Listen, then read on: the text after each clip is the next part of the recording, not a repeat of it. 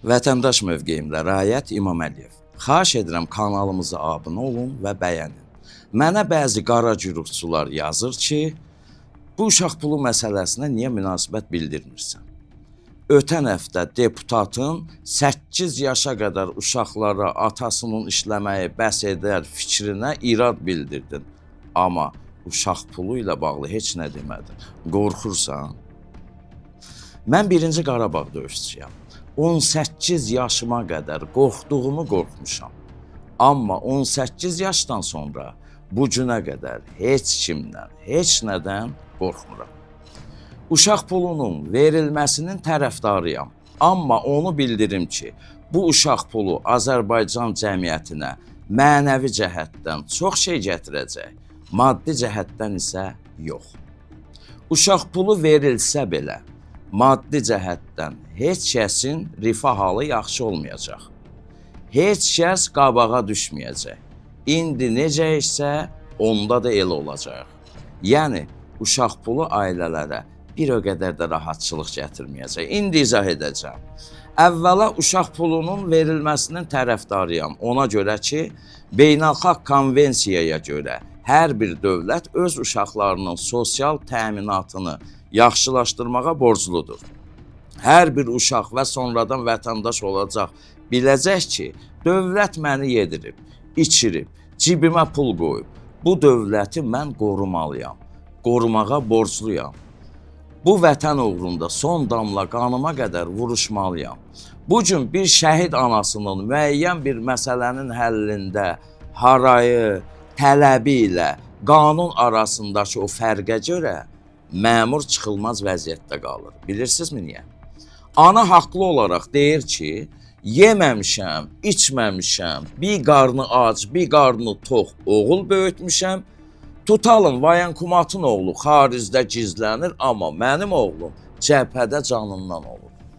Qazi deyir ki, yazıq ata-anam məni bir zülmlə böyüdüb, getmişəm, bu vətən uğrunda əlimi, ayağımı itirmişəm və haqlı olaraq da hamını ittiham edir. Amma uşaq pulu olsaydı, şəhid anası kimisə döyə bilərdimi? Qazi nə gəlsə deyərdimi, özünü yandırardımı? Yox. Çünki məni bu dövlət böyüdüb, yedirib, içirib, qazilik də, şəhidlik də bizim borcumuzdur. Fərq budur. Valla bir çox məmurların elə villalarını, obyektlərini araşdırıb satsan, bəlkə də bir 10 ilin uşaq puluna yetər. Uşaq pulu tək ailələrə maddi yardım yox, bu vətənə də, dövlətçiliyə də sevgini qaranti altına almış olacaq. Baxın, 1-ci Qarabağ şəhid anasının heç bir dəfə də olsun haray qışqırığını görmüsünüzmü? Eşitmisinizmi? Mən eşitməmişəm.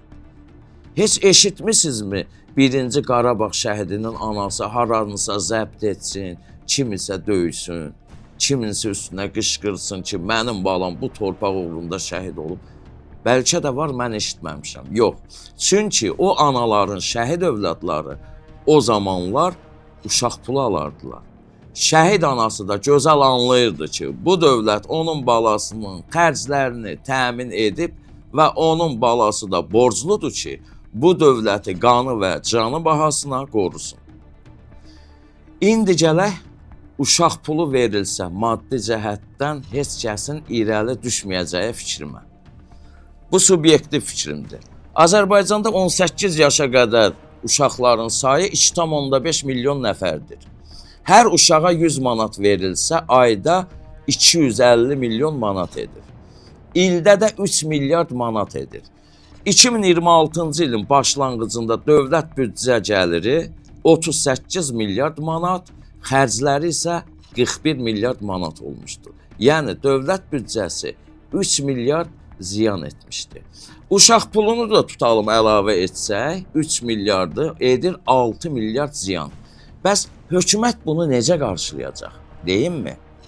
Elə bilirsiniz ki, uşaq pulu verilsə, çörəyi yenə 60 qəpikdən alacaq. Nəqliyyatda gediş haqqı yenə 60 qəpik olacaq. Ən ucuz benzin 1 manat 15 qəpik olacaq. İşıq pulu hər kilovata 10 qəpik olacaq. Yox. 20 qəpiyə aldığın yumurtanı 40 qəpiyə alacaqsan. 17 manata aldığın əti 34 manata alacaqsan. Çörəyi 1 manat 20 qəpiyə alacaqsan. Sənə verilən o uşaq pulunun miqdarı qədər də kommunal sahələrdə, ərzaq tələbatında, nəqliyyat sahəsində qiymətlər elə bir o qədər də artacaq. Yeni cərimələr tətbiq olunacaq, indiki cərimələr də artırılacaq.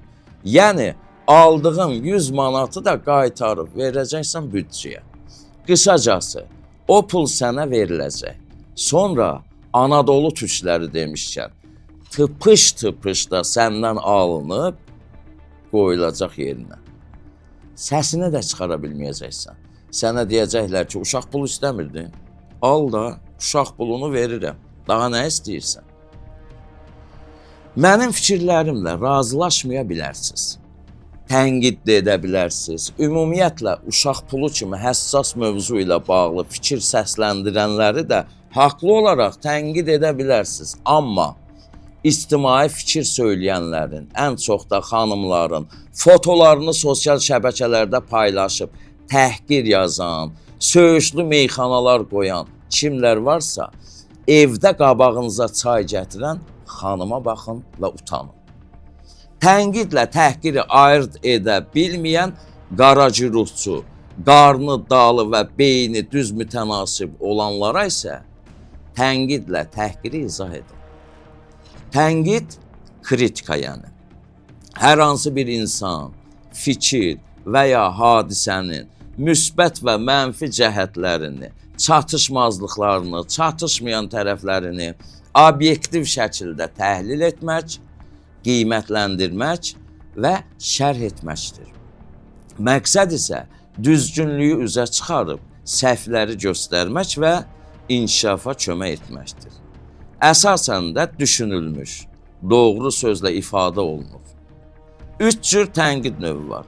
Birinci növ konstruktiv tənqid, yəni faydalı, məqsəd yönlü tənqid. Əsasən çatışmazlıqları göstərməklə daha yaxşı nəticələrə nail olmaq məqsədi daşıyır. İkinci növ destruktiv tənqid. Zərər verən, egonu zədələyən, cəza və ya peşman etmək məqsədi daşıyan tənqiddir. Üçüncüsü isə ədəbi tənqiddir. Əsərlərin dəyərini müəyyən etmək, analiz etmək, onların estetik cəhətlərini şərh etmək deməkdir. Təhqir sözü isə bir mənalı olaraq bir şəxsin şərəf və ləyaqətini aşağılamaq, onun mənliyinə toxunmaq, onun heysiyyətinə toxunmaq deməkdir. Bu nalayiq hərəkətlərlə, söyüşlərlə, ifadələrlə və ya aşağılayıcı hərəkətlərlə edilir və ictimai normalara ziddir. Bu hörmətsizlik, həqarət, alçaltma mənalarını verir. Hüquqi məsuliyyət doğuran bir hərəkətdir və hüquqi baxımdan Azərbaycan Respublikası Cinayət Məcəlləsinə uyğun olaraq təhqir qanunla cəzalandırılır və şəxs mülki qaydada da öz hüquqlarını qoruya bilər. Gəlin bunları unutmayaq. Ötən həftənin maraqlı hadisələrindən biri də yaşlı bir kişinin turistləri yolda saxlayıb, kişi turistin yanında qadın turistin sinəsinə əl uzatma videosu oldu. Bir şeir yadıma düşdü. Şahda mürvət olsa ağada kərəm, ehtiyac ürəkdə bağlamaz vərəm. Şiruyəyəm, el sözüdür deyirəm, ağsaqqal düz olsa, cavan pozulmaz. Bəli, ağsaqqal düz olsa, cavan pozulmaz. Patrul Az Instagram səhifəsindəki bu videonun altındakı bəzi rəylərə rast gəldi. Əşi ağsaqqaldır da bilməyib edir. Əşi ağsaqqaldır da bəlkə də ruhi xəstədir. Bu cəmiyyətin xəstə təfəkkürünə bəzilərinin dırnaqarası heyranam. Əvvəla ağsaqqal kişi deyil, yaşlı kişi. Bu kişi yaşlı kişidir, ağsaqqal deyil. Çünki ağsaqqallıq bugünkü gəncliyin tarixidir, ulu keçmişimizdir. Ağsaqqal nədir, bilmədən etmə nədir. Ruhi xəstə nədir, avtomobil idarə etmək nədir? Deyək ki, kəndlərində öz zarafatla həmyaşıd bir ağbirçəyə də bu hərəkəti etsə, aralarında gənclik zarafatı, gənclik qoxusu olub deyib qınıyardı. Amma bu tərzdə yox. Unutmayaq ki, o seksual hərəkət xarici turist edilib. Və o turistlərin təfəkküründə Azərbaycan kişisi təcavüzkar obrazda yer alacaq. Məsələ həm ictimailəşib, həm də o turist öz vətənində bu hadisəni bir iki nəfərə desə, o iki nəfər də başqa bir iki nəfərə desə, riyaziyyatın həndəsi silsiləsi kimi yayılacaq. Və xarici vətəndaşların da Azərbaycan kişisi haqqında hansı təsəvvürə malik olacaqlarını düşünmək çətin deyil. Bəzi xəbər saytları da yazır ki, ağsaqqal belə etdi, ağsaqqal elə etdi. Bir daha deyirəm, ağsaqqal yox, yaşlı kişi. Ağsaqqal sözü Azərbaycan xalqı üçün təkcə yaş göstəricisi deyil, ağsaqqal müdriklik, tərbiyə və nümunə rəmzidir. Cəmiyyət ağsaqqaldan düzgün davranış, ədalətli mövqe və yüksək mənəvi keyfiyyətlər gözləyir. Buna görə də yaşlı bir insanın, xüsusilə də ağsaqqal kimi tanınan şəxsin əxlaqa zidd hərəkəti daha çox qınaq doğurur. Xarici turistlər ölkəmizə gələndə təkcə tarixi abidələrimizi deyil, xalqımızın mədəniyyətini, qonaqpərvərliyini və davranışını da görürlər. Bir nəfərin yol verilməz davranışı bəzən bütöv bir xalq haqqında yanlış təsəvvür yaradır. Buna görə də hər bir vətəndaş öz ölkəsini təmsil etdiyini unutmamalıdır. Belə hadisələr göstərir ki, hörmət yalnız yaşa görə qazanılmır. Həqiqi hörmət insanın davranışı, mənəviyyatı və cəmiyyətə münasibəti ilə qazanılır. Kimliyindən və yaşından asılı olmayaraq, hər kəs qanunlara və etik normalara əməl etməlidir. Nəticə olaraq, xarici turistə qarşı edilən hər hansı bir əxlaqsız və ya təhqir edici hərəkət həm də həmin şəxsə, eyni zamanda ölkənin nüfuzuna zərbə vurur. Ötən həftə istirahət günlərinin birində dostum mənə zəng etdi ki, bəs restorandayıq, gəl biraz söhbət edək. Dedim, gedərəm. Və qeyd etdi ki, gələndə dostlarlayıq, arağımız qutarıbdı, bir araq gətir bizə. Neftçilərdə Araz marketdən spirtli içki almaq üçün vitrinə yaxınlaşdım. Yaşı təqribən 60-65 yaşlı bir kişi, araq vitrininə nəzarət edən 18-20 yaşlı promotor qızın təklif etdiyi arağı alıb, nəvəsi yaşda qıza qaydasan ki, bu arağı mən tək içə bilməyəcəm, bəlkə mənə yoldaşlıq edəsən. Nömrə ver, axşam işdən çıxanda sənə qulluq edin, zəng edin. Dözə bilmədim. Arxadan səsləndim ki, ay dayı, sənin taytuşlarının ən azı qəbirləri də plana düşüb, sökülür, ev tikilir, daşdan boylanırlar. Ayıb deyilmi sənə? Kişi əsəblə mənə baxdı, dedim, yəqin dava düşəcək, amma kişi cəld arağı vitrinə qoyub uzaqlaşdı. Qız qıpqırmızı olmuşdu, gözləri dolmuşdu. Mədəni geyimli idi, hiss olunurdu ki, işdə təzədir. Ürək dirək verdim, məlum oldu ki, bu qızın atası yoxdur. Qardaşı avtoyumada işləyir, özü də ali məktəbdə oxuyur.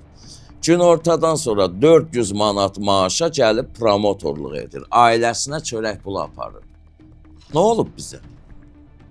Bu cəmiyyət niyə bu kökə düşdü? Nə zaman mətbuat izləyirsən yazılır, nə bilim, 83 yaşlı molla filan kəsə belə taciz etdi. Ağsaqqal kişi öz nəvəsi yaşda qonşu uşağa seksual hisslə yanaşdı. Nə oldu bizə? Bizə belə öyrətməmişdilər axı. Bizə öyrətmişdilər ki, qabağına yemək çay gətirən xanıma pis gözlə baxılmaz. Amma restoranda bizə xidmət edən ofisiant qıza salfetkada nömrə göndəririk. Nə oldu bizə? Məgər o qız pis yolçusu olsa, niyə gəlib promotorluq etsin ki? Bir ucuz telefon alar, nömrə alar, iş adı ilə evdən çıxıb Gedib 1000 hoqqadan çıxıb o marketdə bir ay qazandığını 2 saata qazananda, niyə belə oldu axı? Artıq dəhşətli xəbərlər də gözünüzdə adiləşib onsuz da. Utanmasam, xəcalət çəkməsəm deyərəm ki, o masaj salonlarını, əxlaqsız yuvalarını legallaşdırın, qoyun bu ruhi xəstəyə təcavüz edən o 83 yaşlı dindar, 11 yaşlı qıza əxlaqsızlıq edən ilahiyyatçı Hacı Salman kimi pedofillər getsinlər, qurtlarını orada öldürsünlər. Legallaşdırın ki, düşüncəsi ancaq qabağında olan belə idbar ağ çaqqallar gedib orada spiddən, siflisdən tutub gəbərsinlər. Nəsilləri kəsilsin. 20-30 ilin söhbətidir. Biz tərəflərdə Mustafa adlı biri özünə təzə maşın alır. Maşını ilə dostu Mirzəgilə qonaq gəlir. Mirzə də atası ilə birlikdə Mustafanı qəbul edib yemək stoluna dəvət edir. Yeməkdən sonra Mirzə Mustafaya deyir: "A Mustafa, sənin axı imkanın yox idi. Necə oldu maşın aldın?" Mustafa bildirir ki, atam Bakıda rəhmətə getdi. Yası da Bakıdakı mərasim evlərinin birində keçirdi. Çay, qənd süfrəsinə bütün qohum, əqrəba, kəndçilər, tanış-bilişlər, qonşu kəndlərdən qonaqlar təşrif buyurdu. Hərəsi də yas dəftərinə 20-30 manat nə imkan varsa yazdırdılar. Gördüm ki, yasdan artıq pul yığılıb, yasın bütün xərcini ödədikdən sonra yerdə qalan pulla özümə maşın aldım. Fikrə gedən Mirzə yanında oturan ağsaqqal, ziyalı, yaşlı müəllim atasına baxıb və qeyri-ixtiyari olaraq əlini atasının kürəyinə vuraraq dedi: "Maşallah, Mercedes çeşkadır, çeşka." Lətifəsindən uzaq. Bəzi ağsaqqal da deməyək, yaşı başı ötmüşlərin sağlığındansa elə dünyadan köçməkləri bəlkə də bir işə yarayar. Allah öz məsləhətləri ilə gənclərə örnək olan el ağsaqqallarımızı, ziyalılarımızı və ulularımızı qorusun. Əslində 3-cü mövzum başqa idi, amma 15 dəqiqə bundan əvvəl fikrimi dəyişdim. Bayaq kanala gələndə svetoforun qırmızı işığında dayandım. Yolun kənarında bilirsinizmi kimi görmüşəm? Nurəddin Cəlilov. Tanımadınız? Yaxşı belə deyim. Xalq artisti Ağadadaş Ağayevin balta atdığı adam. İstədim maşını dayandırım, bu kişi ilə söhbət edim, başa salım. Fikirləşdim ki, o söhbətin üstündən 2 il keçib. Həm də kanala gecişirəm deyə fikirlərimi elə əziz izləyicilərimlə bölüşməyə qərar aldım.